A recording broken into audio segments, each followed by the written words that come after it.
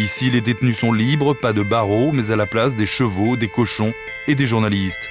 Même s'il s'agit d'une prison, aujourd'hui tout est fait pour faciliter le travail des médias.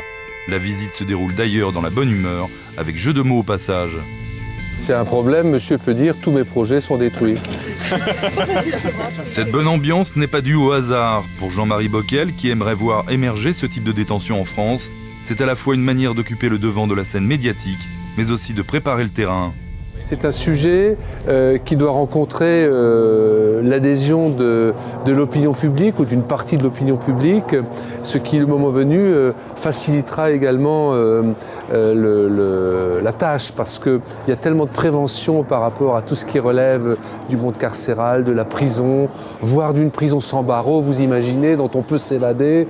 Hein. Et donc je crois que c'est par le témoignage de ce qui existe et de ce qui fonctionne qu'on peut faire reculer ces idées reçues et faciliter donc, le moment venu, les bonnes décisions pour qu'il y ait davantage de prisons de ce type en France.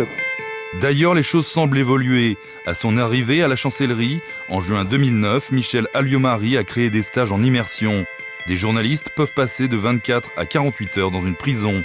Pour RMC, Christophe Bordet a séjourné 2 jours à la maison d'arrêt de l'île Seguedin.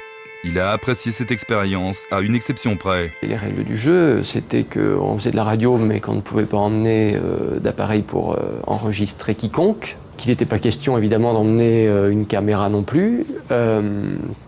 Pire encore, qu'il était préférable d'avoir une bonne mémoire, puisqu'il n'était pas possible d'avoir un stylo et un calepin pour prendre des notes. La caméra change, la prise de notes change, enlève certainement de la spontanéité dans les interlocuteurs.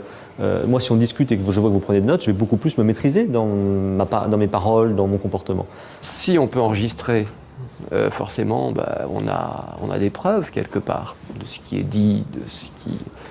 Et là, la seule preuve que l'auditeur va avoir, c'est celle du journaliste qui va raconter ce qu'il a vécu.